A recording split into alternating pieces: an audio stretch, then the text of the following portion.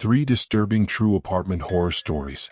Welcome back to Dark Whispers, where we explore the darkest corners of reality, the true stories that keep you up at night, wondering if that creak in the hallway is just the building settling, or something far more sinister.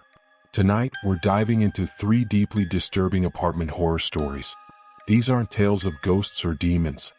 These are real events that happened to real people in places they were supposed to feel safe.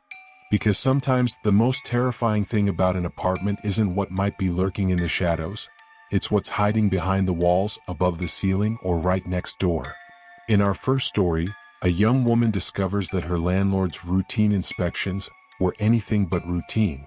The second tale follows a college student who realizes he's not alone in his studio apartment, and hasn't been for weeks. And finally, we'll hear about a family who moved into their dream apartment, only to uncover a nightmare that had been carefully hidden by the previous tenant. These stories will make you question every strange noise, every unlocked door, and every person who has a key to your home. Before we begin, if you're enjoying this descent into darkness, make sure to hit that subscribe button and ring the notification bell. We post new true horror stories every week, and trust me, you don't want to miss what's coming next. Also, drop a comment below telling us about any strange experiences you've had in an apartment. Your story might be featured in a future video. ***. Now turn off the lights, put on your headphones, and let's begin. Story 1. The Inspection. Sarah Mitchell was 24 years old when she moved into her first solo apartment in Portland, Oregon. After years of living with roommates and dealing with their drama, she was finally ready for her own space. The apartment she found was perfect, a cozy 1-bedroom in a converted Victorian house in the Hawthorne district.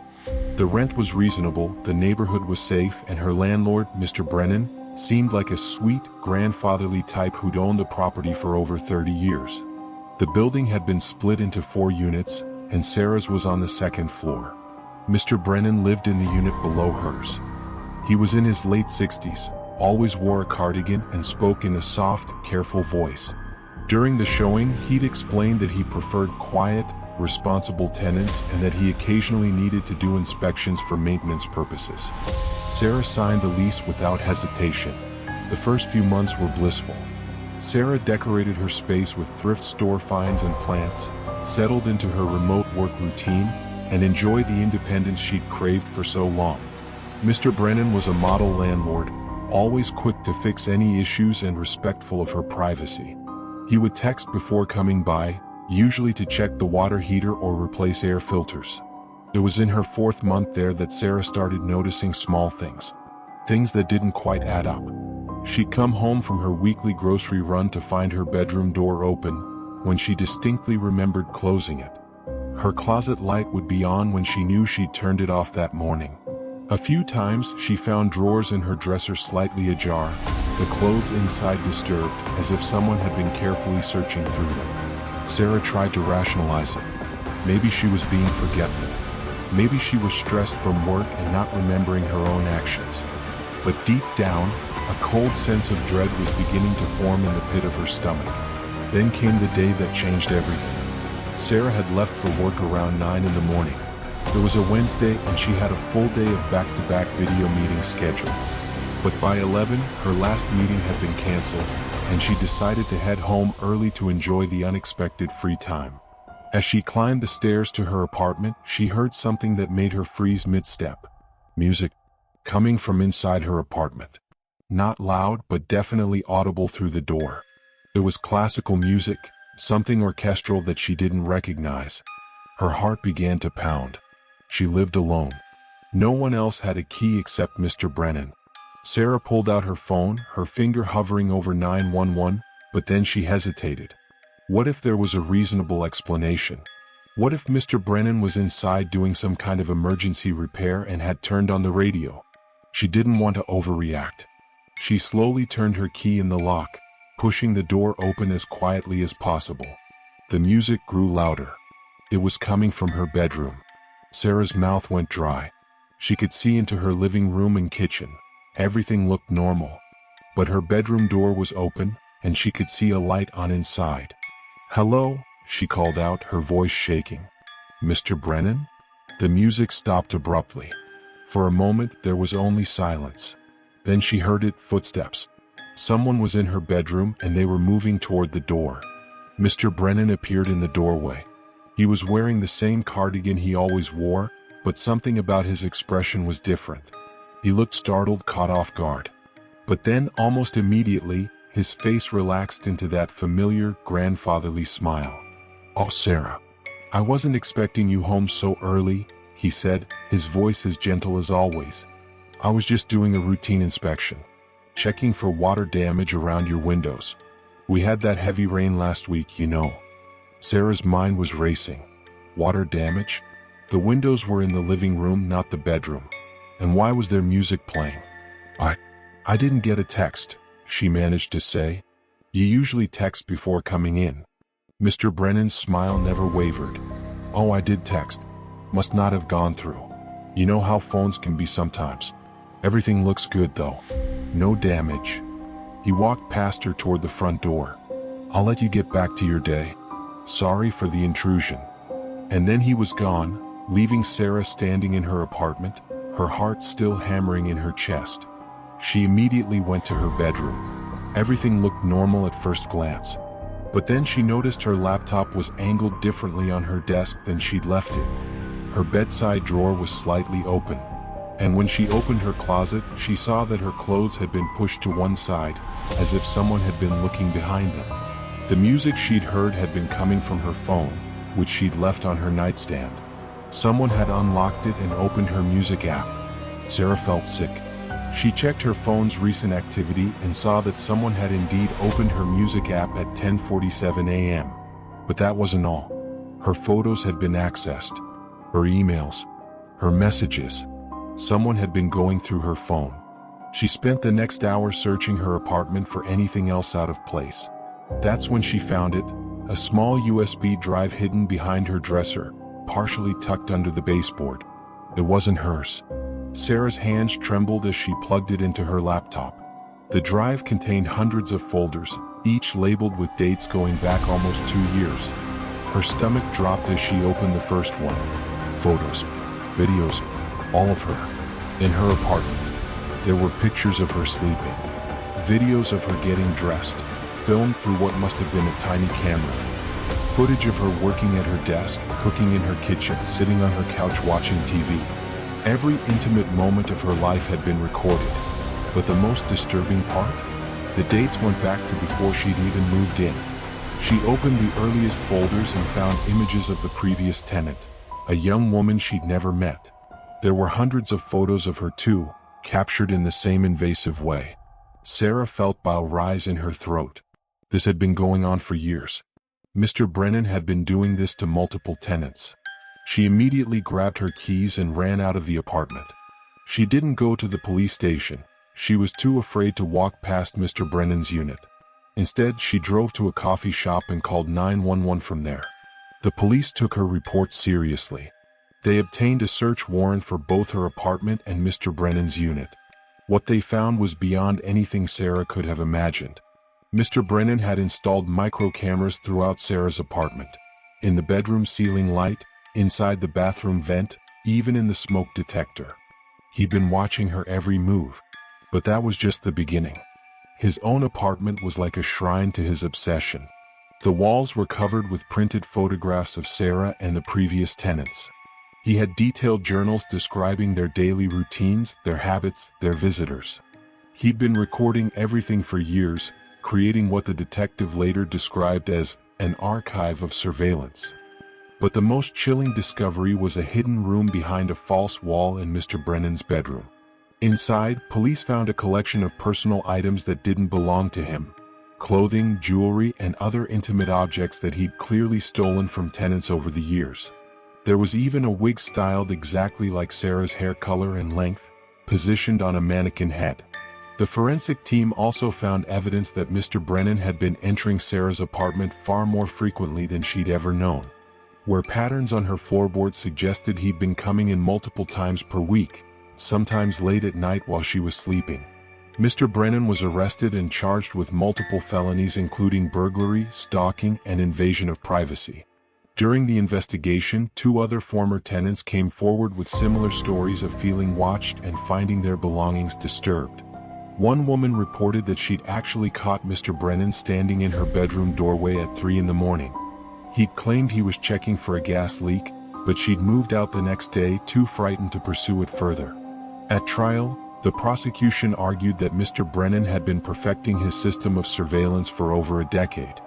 He specifically targeted young women living alone, offering them attractive rent prices and presenting himself as a trustworthy, grandfatherly figure. Once they moved in, he would gradually install his cameras during routine inspections, then use the footage to satisfy his obsessive need to control and watch his victims.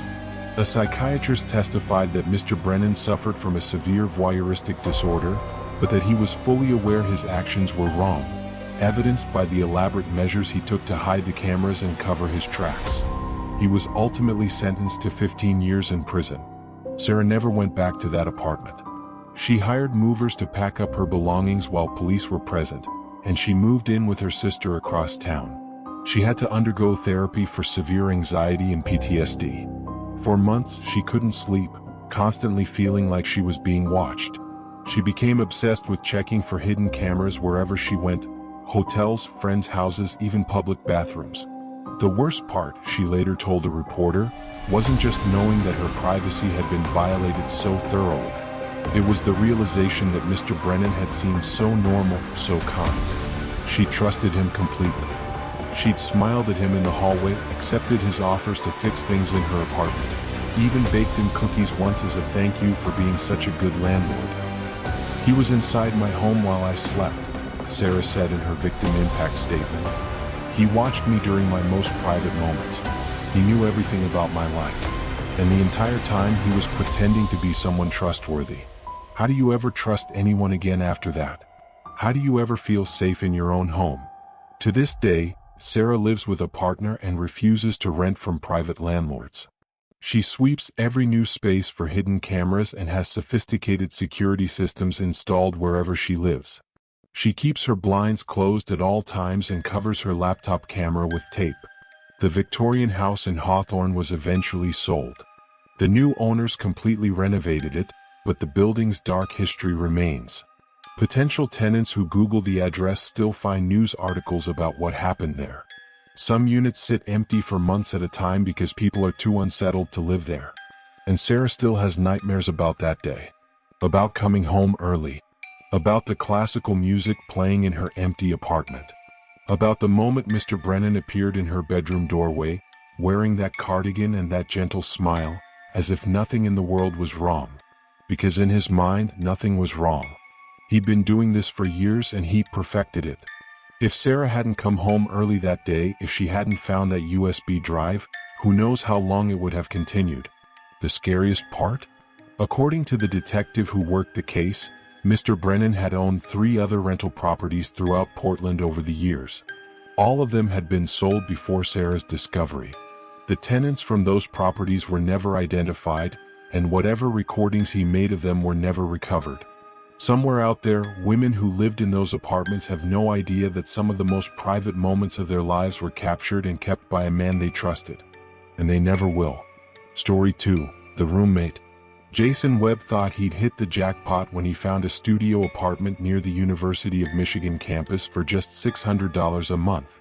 As a grad student living on a tight budget, he couldn't afford the newer complexes that his friends were living in. This place was old, a converted attic space in a building that had probably been standing since the 1940s, but it was cheap and, more importantly, it was available immediately. The building itself was unremarkable. 3 stories, brick exterior, 12 units total. Jason's studio was on the top floor, accessed by a narrow staircase that creaked with every step. The space was small, maybe 300 square feet, with sloped ceilings that followed the roofline, a tiny kitchenette, and a bathroom barely large enough to turn around in. But it had a window that overlooked the street, and for Jason that was enough. He moved in on a Saturday in late August, right before the fall semester started.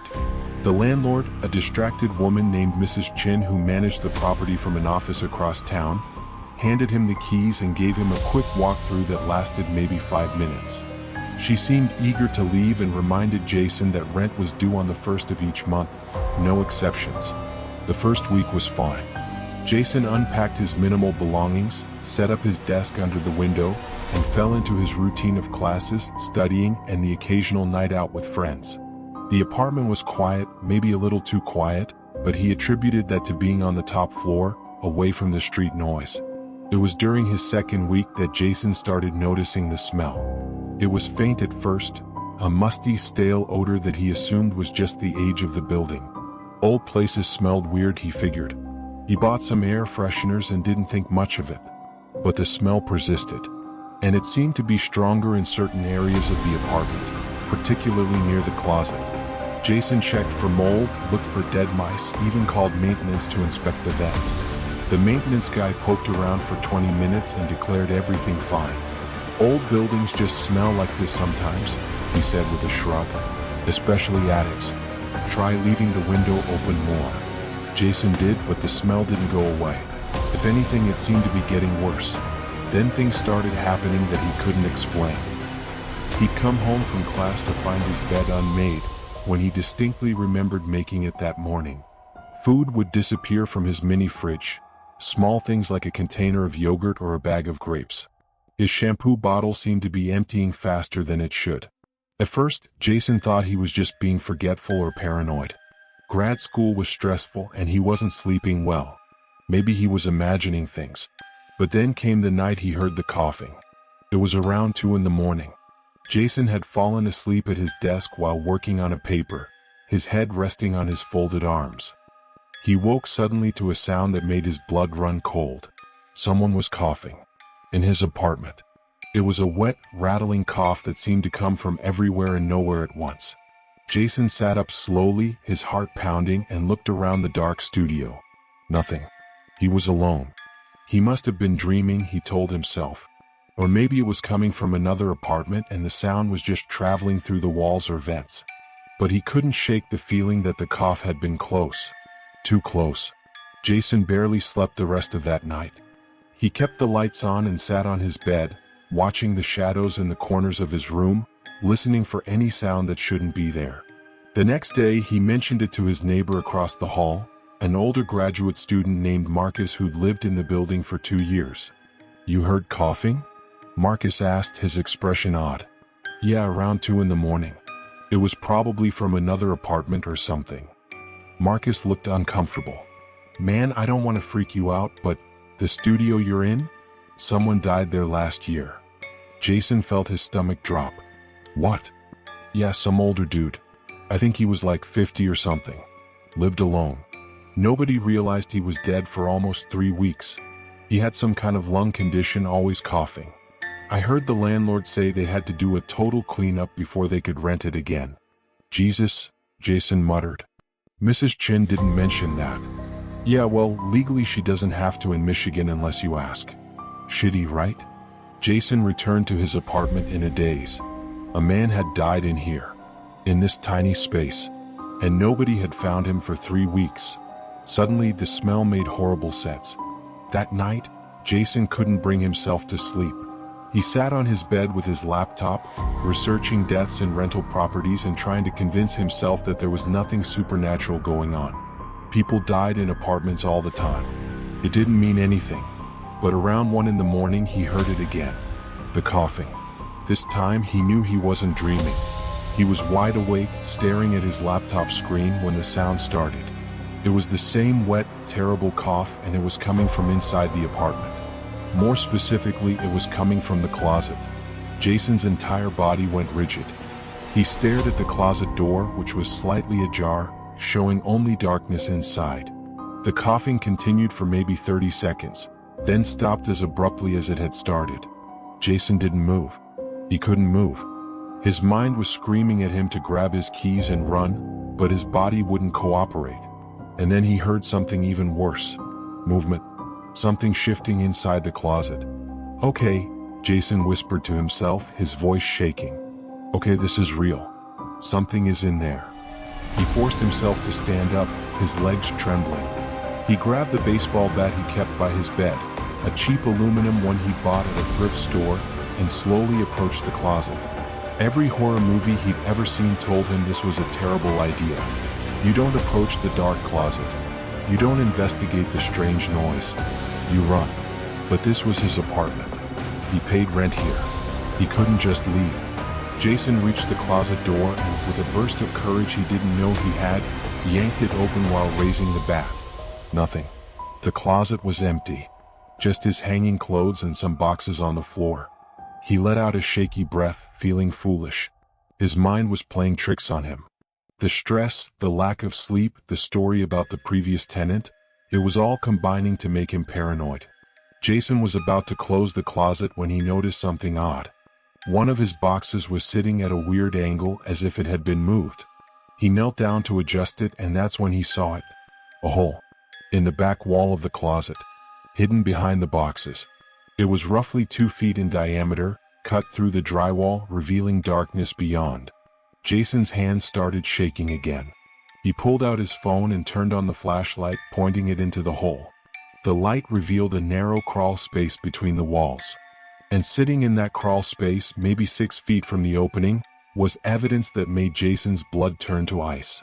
A pillow. A blanket. Empty food containers. Water bottles. Someone had been living in his walls. Jason scrambled backward so fast he hit his head on the sloped ceiling. Pain exploded through his skull, but he barely noticed. He ran to his door, fumbled with the locks, and bolted out into the hallway. Marcus's door opened immediately. "Dude, what?" "Someone's in my apartment." Jason gasped. "In the walls. Call the police." The police arrived within 10 minutes. 3 officers entered Jason's studio with their weapons drawn, while Jason and Marcus waited in the hallway with a 4th officer. What they found confirmed Jason's worst fears. The crawl space behind his closet extended throughout the entire attic level. It was a remnant of the building's original construction. A maintenance access area that was supposed to be sealed off. But someone had created an entrance through Jason's closet and had been living in the crawl space. And they'd been there the entire time Jason had been living in the apartment. The police found more evidence of habitation as they explored the space. More blankets, a battery-powered lantern, dozens of empty food containers and water bottles, and most disturbingly, a detailed journal. The journal belonged to a man named Carl Shipley. He was 47 years old, homeless, and according to what he'd written, he'd been living in the crawl space for almost 8 months, including the entire 3 weeks when the previous tenant had been dead in the apartment below. Carl's journal entries were rambling and often incoherent, but certain passages were chillingly clear. He described watching the previous tenant, a man named Gerald, through cracks in the walls. He wrote about how Gerald had been sick for weeks, coughing constantly. Carl had watched him die, seen him collapse in the middle of the apartment and never get up. But Carl hadn't called for help. He'd stayed hidden, living in the walls, stealing Gerald's food after he was too weak to notice. After Gerald's body was finally discovered and removed, Carl had simply stayed in his hiding spot during the cleanup.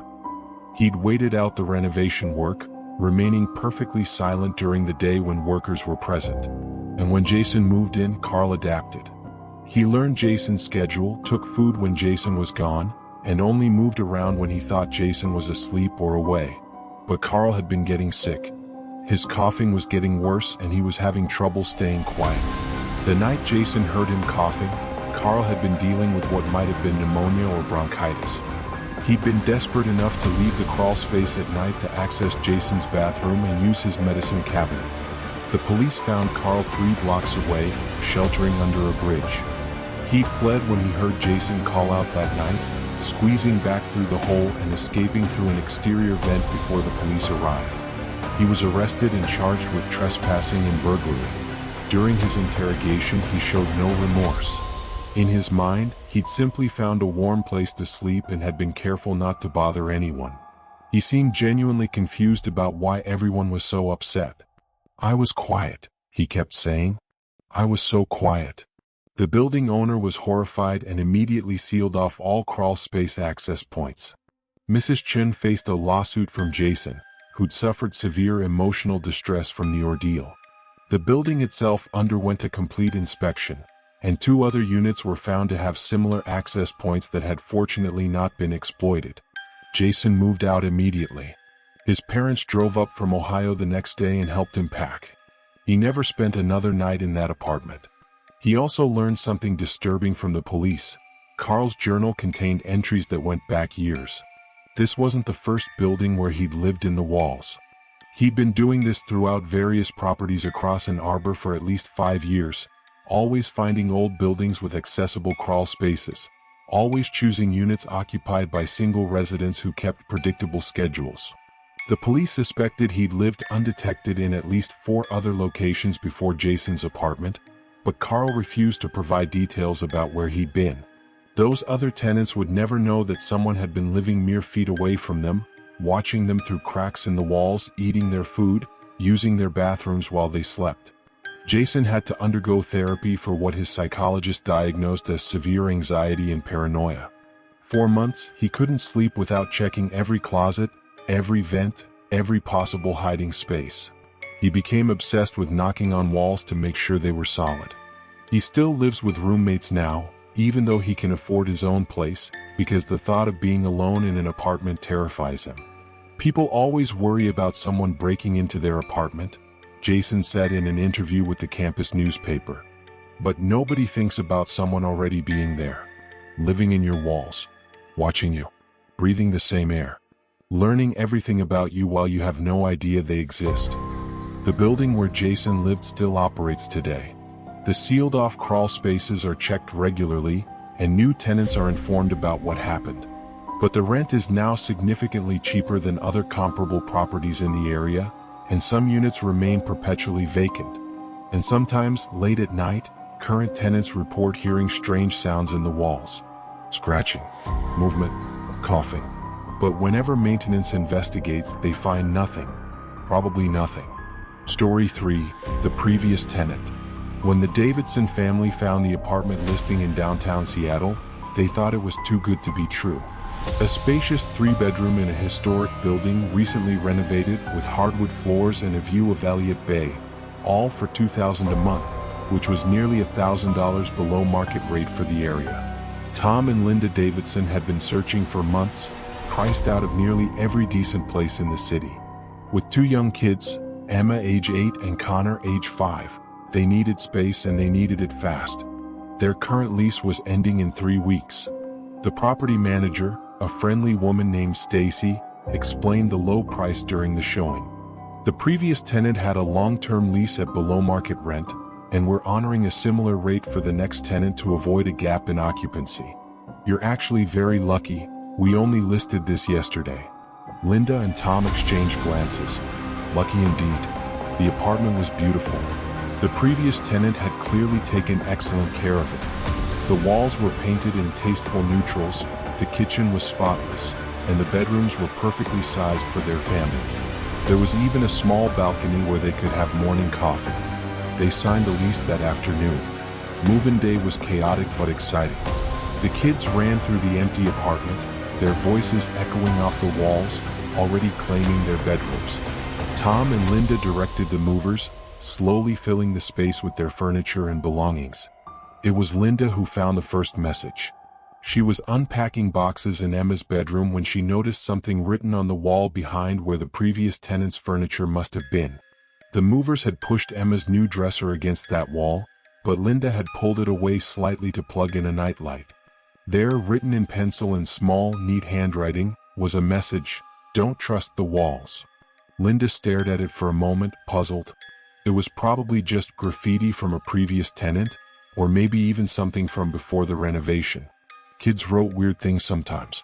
She made a mental note to paint over it later and continued unpacking.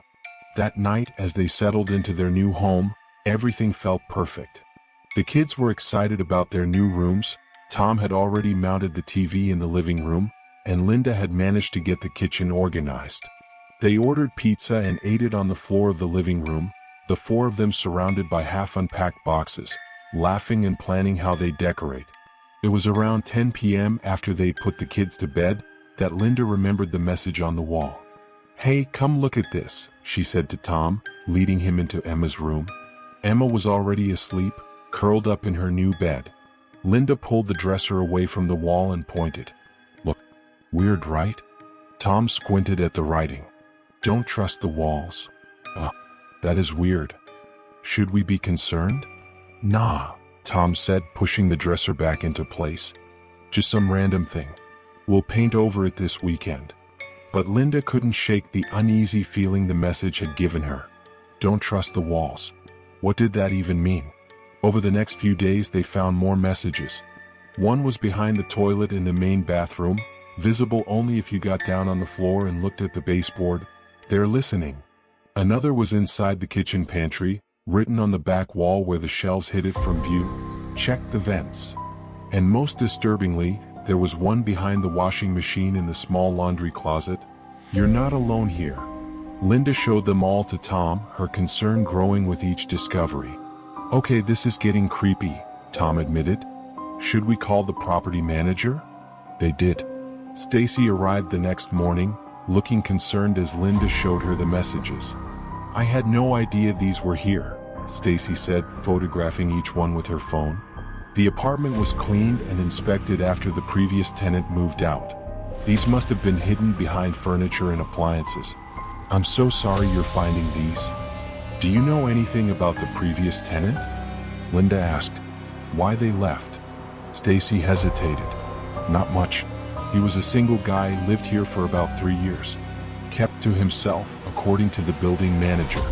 Never any complaints or issues. He gave proper notice and moved out normally. Left the place in great condition, which is why I was surprised you're finding these messages. What was his name? Tom asked. I'd have to check the files. Why? I don't know. I guess I'm just trying to understand why someone would write these things. Was he mentally ill? Paranoid? Stacy shook her head. I really can't speak to that. But I can assure you that the apartment was thoroughly inspected. There's nothing wrong with the walls or the vents or anything else. These messages are just unfortunate artifacts. We'll have a painter come in this week to cover them all up free of charge. And if you find any more, just let me know. She left, promising to send someone over in the next few days. But that night, Linda couldn't sleep. Something about the messages bothered her on a visceral level. They weren't threatening exactly, but they carried a weight of warning that she couldn't ignore. Don't trust the walls. They're listening. Check the vents. You're not alone here. Around 2 in the morning, unable to take it anymore, Linda got out of bed. Tom was snoring softly beside her. She grabbed her phone for light and went to Emma's room. Emma was asleep. Linda gently pulled the dresser away from the wall again and looked at the message. In the glow of her phone's flashlight, she could see it clearly. The handwriting was careful, deliberate. This wasn't the scrawl of someone mentally unwell. This was someone who wanted to communicate something important. Don't trust the walls. Linda put her hand against the wall, feeling the cool plaster beneath her palm. It felt solid. Normal. But what if? She knocked gently. The sound was solid as expected. She moved her hand and knocked again, a foot to the left. Hollow. Linda's breath caught. She knocked again, mapping out the area. There was definitely a hollow section of wall, roughly 3 feet wide and extending from floor to ceiling. Her mind raced. Could there be a space between the walls? Was that what the message meant? She went to the kitchen and returned with a butter knife. Standing on her tiptoes, she carefully worked the blade along the edge of what she now suspected was a panel. After a moment, she felt it give slightly. There was a seam in the wall, disguised by the paint but definitely there. Linda's hands were shaking. She should wake Tom. She should stop. But something drove her forward.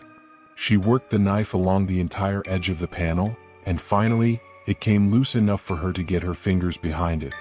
With a gentle pull, the panel swung open on hidden hinges. Behind it was a space between the walls, maybe 8 inches deep and 3 feet wide. And inside that space was a small shelf. On the shelf were several items. A journal, a USB drive, a stack of photographs, and what looked like some kind of electronic device with wires leading up into the ceiling. Linda felt dizzy. She grabbed the journal with trembling hands and opened it to the first page. If you're reading this, it began, then you've moved into my apartment. I'm sorry. I tried to warn you. I couldn't say anything directly, they would know. So I left these messages hoping someone would be curious enough to look.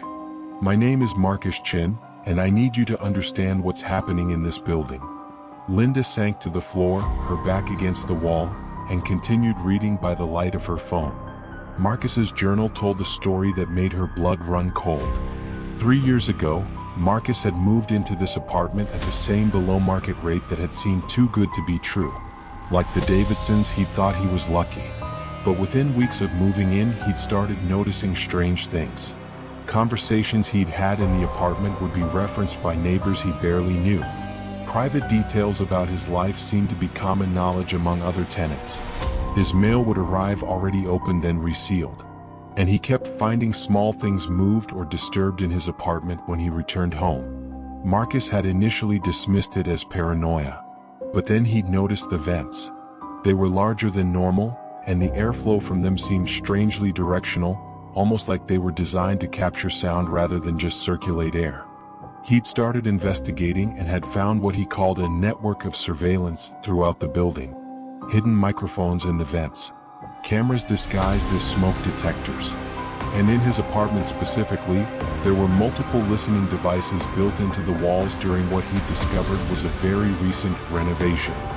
According to Marcus's research, which he documented meticulously in the journal, the building was owned by a private investment company that was running some kind of social experiment or data collection operation. Tenants were being monitored constantly, their conversations recorded, their habits analyzed. The below-market rent was deliberate. It attracted people who wouldn't ask too many questions, people who were desperate enough to overlook small oddities. Marcus had spent months documenting everything. He'd found the hidden cameras, traced the wiring in the walls, and even identified that the property management company was actually a front. The real owners were a tech startup that specialized in behavioral data analytics. They were collecting massive amounts of data on how people lived, what they talked about, their routines, their relationships, everything. And it was all completely illegal. But here was the terrifying part. Marcus had been planning to go to the authorities. He'd collected evidence, documented everything, and was ready to blow the whistle. But then he'd started noticing signs that they knew. His computer had been accessed while he was out. Someone had clearly been through his apartment looking for something. The messages from neighbors stopped. People began avoiding him in the hallways. The final entries in Marcus's journal were frantic. They know I know. I've been getting calls from blocked numbers. Nobody speaks, just silence, but I can hear breathing. Yesterday I found my door unlocked when I came home and my laptop was moved. They've been in here. I need to get out, but I can't take everything with me. If I disappear with all my evidence, they'll know I'm going to the police. So I'm hiding it here in this wall. I've created a false panel that looks like solid wall. Maybe the next tenant will find it. Maybe they'll be braver than me. I'm leaving next week. I can't stay here anymore. I'm being watched every second of every day, and I think they're planning something. If you find this, please go to the police. Don't let them get away with this. The journal ended there. Linda sat frozen on Emma's bedroom floor, the journal clutched in her hands. Her daughter was sleeping peacefully a few feet away, completely unaware that she was being monitored at this very moment. Linda looked up at the vent in the corner of the room. Was there a camera behind it? A microphone? Were they watching her right now, seeing her hold this journal, knowing that she'd found Marcus's hiding spot? She quickly but quietly grabbed everything from the hidden shelf, the journal, the USB drive, the photos, and the electronic device, and stuffed them into her jacket pockets. She closed the panel carefully, making it look as undisturbed as possible, and pushed the dresser back against the wall. Her mind was racing. She needed to wake Tom. They needed to leave. But if Marcus was right, if they were being watched and listened to, she couldn't just tell Tom everything. They would know. Linda went back to the bedroom. Tom was still sleeping. She shook him gently. "Tom, wake up," she whispered. "We need to go somewhere. Now." "What?" "Linda, it's 3 in the morning. Please," she said, her voice urgent but quiet. "Trust me. We need to go for a drive. I'll explain in the car." Something in her tone must have conveyed the seriousness, because Tom got up without further argument. They checked on both kids, still sleeping soundly. Then Linda made a decision that made her feel sick but seemed necessary. "We need to leave them here," she whispered. "Just for an hour. If we wake them and take them with us, it'll cause too much disturbance. They're safe here. We'll be back soon." Tom looked confused but nodded. They quietly left the apartment, not speaking until they were in the car with the doors closed. Linda drove them to a 24-hour diner 3 miles away. Only then, sitting in a corner booth far from anyone else, did she pull out Marcus's journal and show Tom everything. Tom read in stunned silence, his face growing paler with each page. When he finished, he looked at the photos, images Marcus had taken of the hidden cameras, close-ups of microphones embedded in vent covers, technical diagrams showing how the surveillance network was wired throughout the building. "This is insane," Tom finally said. "We need to call the police right now." "We will," Linda said. "But first, let's look at the USB drive." They borrowed a laptop from a late-night college student studying at a nearby table, offering him $20. He seemed happy for the break in the cash. The USB drive contained hundreds of video files, audio recordings, documents. Marcus had been thorough. He'd somehow managed to access the surveillance system and download samples of what was being collected. There were videos of multiple apartments in the building, including what must have been Marcus's own apartment before they'd moved in. They watched as Marcus went about his daily life, completely unaware for the first few weeks that every moment was being recorded. But the most damning evidence was the documents. Corporate emails discussing the residential behavioral study. Budget reports showing expenditures for data collection equipment. And most horrifying, there were profiles, detailed psychological and behavioral profiles of tenants, including Marcus himself. Tom's hands were shaking as he scrolled through the files. "There are profiles here for people still living in the building. Jesus, Linda, this is massive. How many people are being surveilled?" "The building has 24 units," Linda said quietly.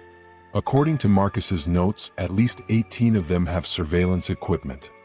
They returned the laptop to the grateful student and sat in silence for a moment. "We can't go back there," Tom finally said. "Not to live. We need to get the kids and get out." "Agreed. But we need to do this carefully. If Marcus was right, if they knew he was onto them, they might know we found this too. We need to get the evidence to the police first, make sure it's in official hands before we go back." They drove to the nearest police station. It was 4:30 in the morning when they walked in, carrying Marcus Chen's journal and USB drive.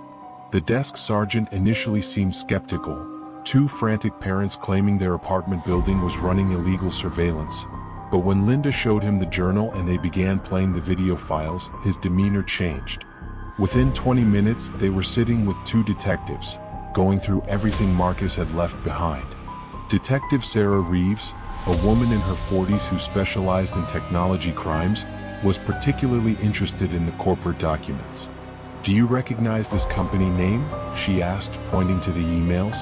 "Clearview Analytics?" Tom and Linda shook their heads. "They're a data analytics firm that's been on our radar for a while. They've been accused of privacy violations before, but nothing we could prove. If what you're showing us is legitimate, this is exactly the kind of evidence we've been looking for." "It's legitimate," Linda said firmly. "Our daughter is sleeping in that apartment right now with cameras watching her. We need to get our kids out of there." "We'll send officers with you," Detective Reeves said. "But I need to ask, is there any indication that you or your family are in immediate physical danger? From what I'm reading, this seems to be surveillance and data collection, not anything violent." "Marcus Chen thought he was in danger," Linda said. "His last entries in that journal, he was terrified. And then he just disappeared." "Has anyone filed a missing persons report on him?" Detective Reeves made a note. "We'll check." "What was his full name?" "Marcus Chen. He moved out about 6 weeks ago, I think?" "According to the property manager." The detective stepped away to make some calls. When she returned, her expression was grim. "There's no missing persons report for a Marcus Chen in Seattle. But I ran his name through our system and..." She paused. "A Marcus Chen died in a car accident 6 weeks ago on Highway 5, about 100 miles south of here. Single vehicle collision. He lost control and went off the road." The words hung in the air. "They killed him," Linda whispered. "Oh my God, they killed him." "We don't know that," Detective Reeves said carefully. "It was ruled an accident. But given what you've shown us, we'll definitely be taking another look at that case." By 6 a.m., a full investigation was underway. Officers accompanied Tom and Linda back to their apartment to collect the children and their essential belongings. The kids were confused and scared by the sudden activity, but Tom and Linda managed to keep them calm while they packed. Stacy, the property manager, arrived as they were loading the car. She looked concerned and confused. "Is everything okay? The police called me and said there was an issue with your apartment." "We're moving out," Linda said flatly. "Effective immediately. We'll discuss the lease details later." Stacy's face fell. "But you just moved in. What's wrong?" Linda looked at her carefully. Was Stacy part of this? Did she know? Or was she just another employee kept in the dark? "You'll want to talk to the police," Linda said simply and got in the car. They drove to Linda's sister's house across town and settled the kids in before returning to the police station to give full formal statements. Over the next 2 weeks, the investigation exploded. Search warrants were executed on the apartment building, and investigators found exactly what Marcus had documented: an extensive surveillance network installed throughout the property. Hidden cameras in common areas and inside multiple units. Audio recording equipment in vents and walls. And a central server room in the basement that was collecting and transmitting all the data to Clearview Analytics. The company's executives were arrested. They claimed the surveillance was part of a research study that tenants had consented to by signing their leases. But investigators found no such consent forms, and the leases contained no mention of surveillance or monitoring. Further investigation revealed that Clearview Analytics had been running similar operations in 3 other buildings across Seattle and 2 more in San Francisco. Hundreds of people had been unknowingly monitored for years, their most private moments recorded and analyzed. The public outcry was enormous. The story made national news. Civil rights organizations filed lawsuits.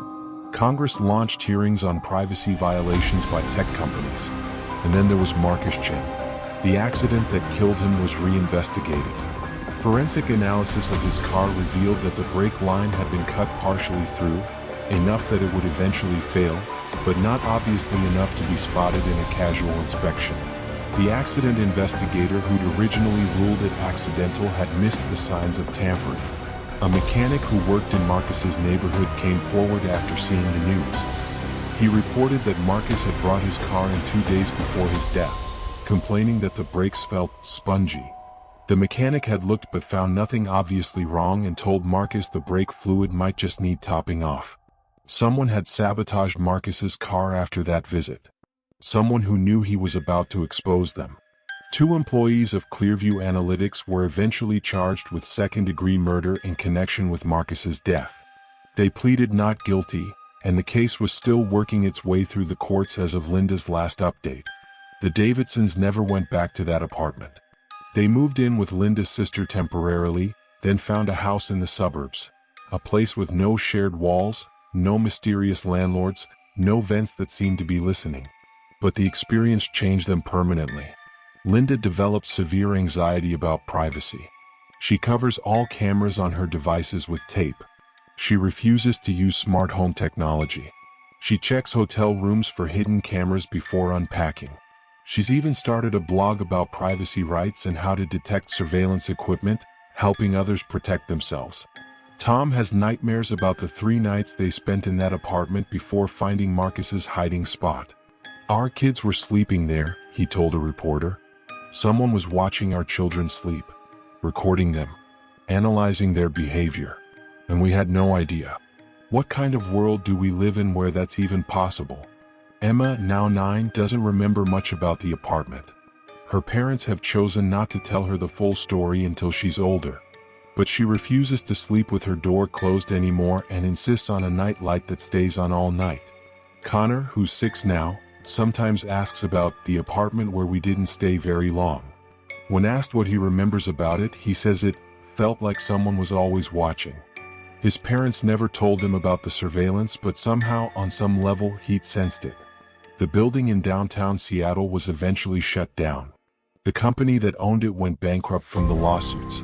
The property sat empty for almost a year before being sold to new owners who gutted the entire structure, removing every inch of the surveillance network and completely renovating the building from the foundation up.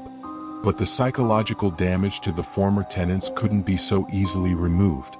A class action lawsuit on behalf of all the surveilled tenants resulted in a settlement, but no amount of money could give them back their sense of security and privacy.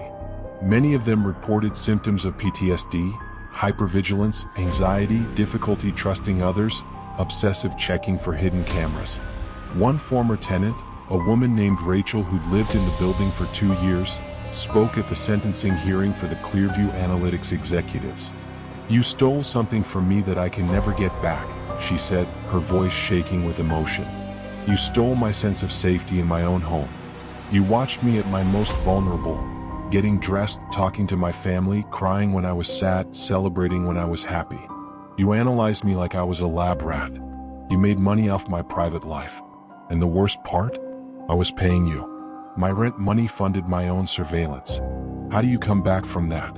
How do you ever trust that you're truly alone again?" The executives showed no remorse during the trial. They maintained that their research was valuable and that they'd done nothing technically illegal since the surveillance equipment was installed in property they owned. The judge disagreed. They were sentenced to significant prison time for conspiracy, wiretapping violations, and a dozen other charges. As for Marcus Chin, his family filed a wrongful death lawsuit that was settled out of court. But his mother gave a statement to the press that haunted everyone who heard it. "My son tried to do the right thing," she said. "He found out about something evil and wanted to expose it. He tried to warn others. He tried to protect people he'd never even met by leaving those messages. And they killed him for it. They killed my boy because he had a conscience. I hope those messages helped someone. I hope his death wasn't for nothing." Linda and Tom visit Marcus's grave once a year. They bring flowers and spend a few minutes in silence, paying their respects to the man who saved them. Because that's what he did. If Marcus hadn't left those messages, if Linda hadn't been curious enough to investigate, the Davidsons would have lived in that apartment. They would have raised their children there, completely unaware that every moment of their family's life was being recorded and sold. Emma would have grown up in a home where her teenage years, her awkward phases, her first crushes, her private conversations with friends, would have been captured and analyzed by strangers. Connor would have never known true privacy in his formative years. And Tom and Linda's marriage, with all its intimate moments and private struggles and tender connections, would have been content for some corporation's database. Marcus Chin gave up everything, his home, his sense of safety, and ultimately his life, to try to stop it. His messages, scrawled in pencil in hidden corners of an apartment, were a final desperate attempt to protect people he would never meet. "Don't trust the walls. They're listening. Check the vents. You're not alone here." 4 simple warnings that saved a family and exposed a conspiracy that had violated the privacy of hundreds of people. Linda keeps a photograph of Marcus on her desk, next to pictures of her own family. She never met him, but she thinks about him often. About his bravery, about his sacrifice, and about how close they came to becoming just another file in Clearview Analytics database. Just another family, living their lives in an apartment that was watching them. Always watching. Closing. 3 stories. 3 apartments. 3 nightmares that were absolutely real. Sarah, who discovered that her kindly landlord had been watching her most intimate moments for months, creating an archive of surveillance that stretched back years. Jason, who learned that someone had been living in the walls of his apartment, eating his food, using his bathroom, watching him through cracks in the walls. And the Davidson family, who moved into an apartment that seemed perfect, only to discover they were living in an experimental surveillance facility where every word and action was being recorded and sold. These stories remind us that the places we call home, the spaces where we should feel safest, can hide terrors we never imagined. That the person with a key to our apartment might have darker intentions. That the walls might literally be watching. That the privacy we assume we have might be an illusion carefully maintained by people with malicious intent. The apartment you're living in right now, have you checked behind the walls? Inside the vents? Behind the mirrors? Do you know everyone who has a key? Do you know what that suspicious landlord does during their inspections? Maybe it's time to find out. If these stories have left you unsettled and craving more, hit that subscribe button and turn on notifications. We dive into true horror every single week here on Dark Whispers. Drop a comment below sharing your own apartment horror stories. Have you ever felt watched? Found something that shouldn't be there? Suspected your landlord of something sinister? Your experience could be featured in our next video. And if you made it this far, comment, check the walls, so I know you're part of the Dark Whispers family. Asterisk. Share this video with anyone you know who's apartment hunting. They need to know what to look for. And remember, just because you're alone in your apartment, doesn't mean you're the only one there. Asterisk. Stay safe out there. And always check the walls.